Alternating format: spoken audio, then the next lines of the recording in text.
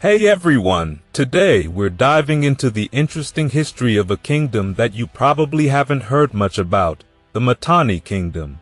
Back in the day, this place was a powerhouse, spreading across parts of what we now know as Iraq, Syria, and Turkey.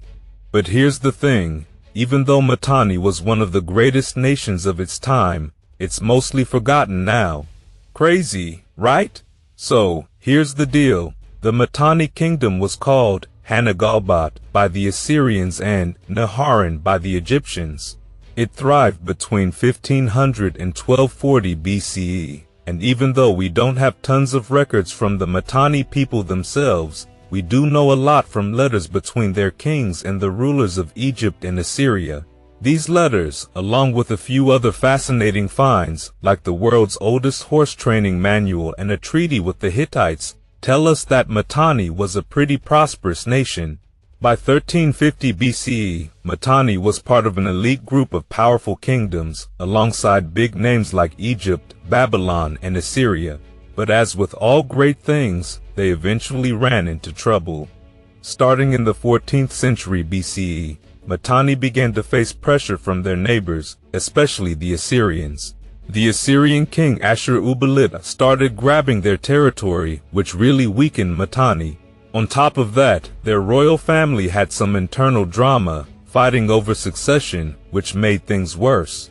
By the time the Hittites came knocking, led by King Suppiluliuma I, Mitanni was in bad shape. The Hittites deported a bunch of people and replaced them with their own, further breaking the kingdom down.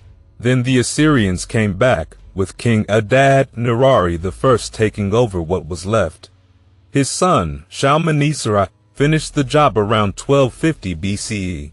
By the time Tukulti-Ninurta I, Shalmaneser's son, came to power, Mitanni was pretty much done for, disappearing into the Assyrian Empire after a crushing defeat of the Hittites. So who were these people? The Mitanni ruled over the northern Euphrates-Tigris region from around 1475 BCE to 1275 BCE. Now, there's been a lot of debate about who exactly the Mitanni were. Some say they were Indo-Iranians or Indo-Aryans, while others think they might have even been connected to the Semitic Hyksos. But here's what's interesting. They worshipped gods like Indra and Varuna, which points to connections with Indo-Aryan culture. It seems like the ruling class were warriors known as the Marianu, and they might be the reason the Egyptians called their land Naharan, or Mitanni. The Assyrians called the place Hanagalbat, while the Hittites referred to the Mitanni people as the Hurri, or Hurrians, which is why most scholars agree that the Mitanni were probably Hurrian by ethnicity. They used the local language, Hurrian, which wasn't Indo-Iranian, and we know they mixed with the local population over time. The capital of Mitanni was Washukani, which was likely located on the Haber River, a tributary of the Euphrates.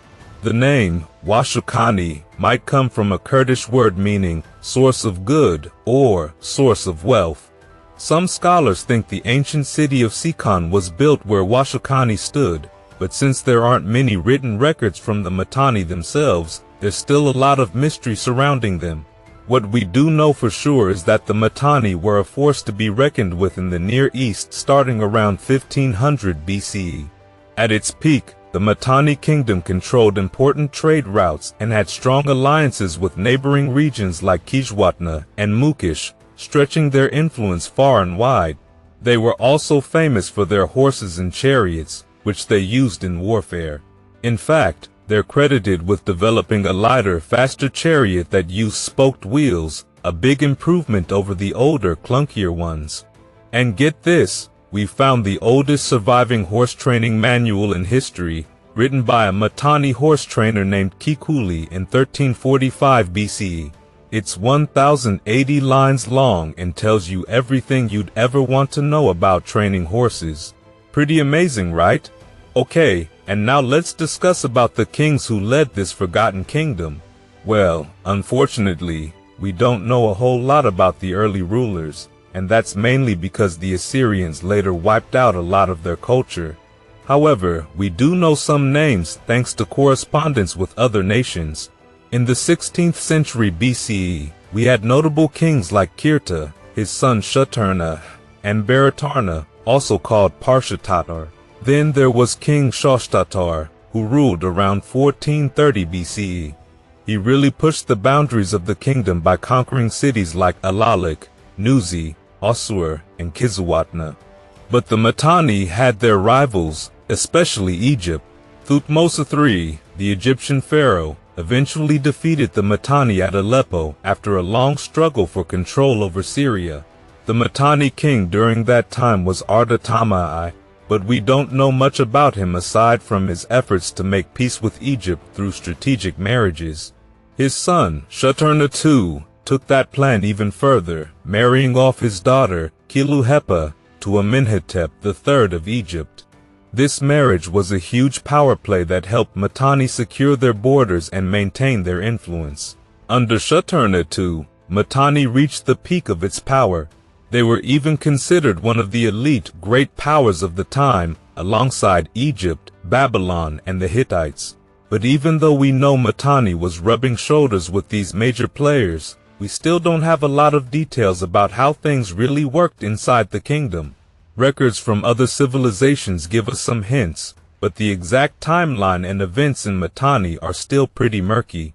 As historian Mark van de Miro put it, we basically have to piece together Mitanni's history from the interactions they had with Egypt and the Hittites, since their own records are practically non-existent. Now, when it comes to King Shuturna II and his son, Tushratta, we have a bit more information thanks to something called the Amarna letters. These letters are diplomatic messages exchanged between the rulers of Egypt and Mitanni, giving us a glimpse into their relationships.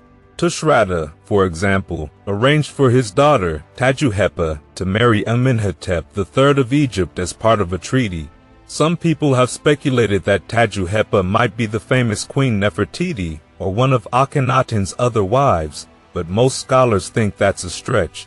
What we do know is that Tushratta sent a huge dowry with his daughter, including a statue of the fertility goddess Saska, who was believed to have healing powers.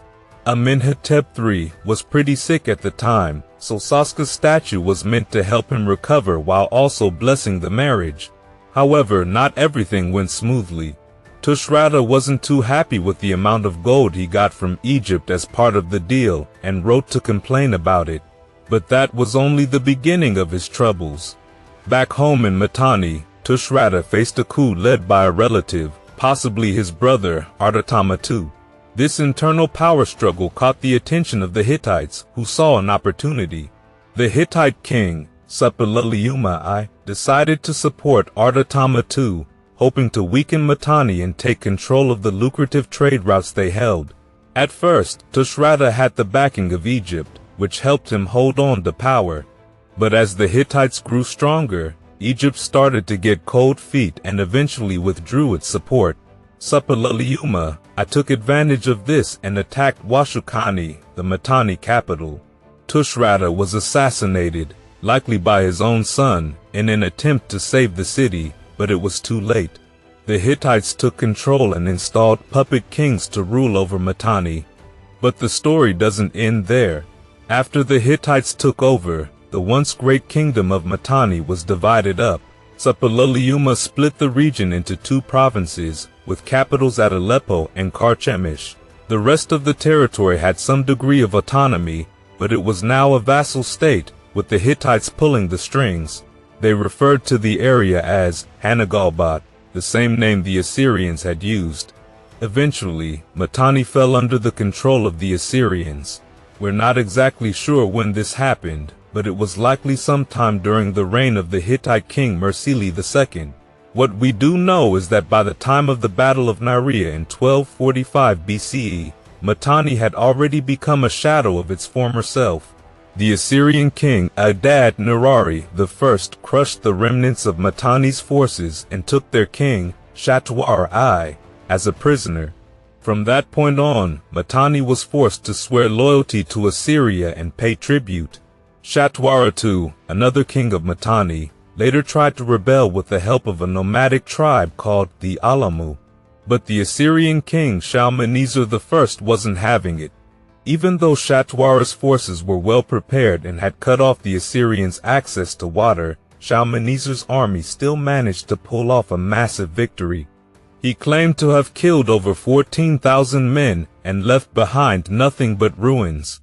The remaining population was either enslaved or deported. After that, Mitanni was absorbed fully into the Assyrian Empire, and its days as a major power were officially over.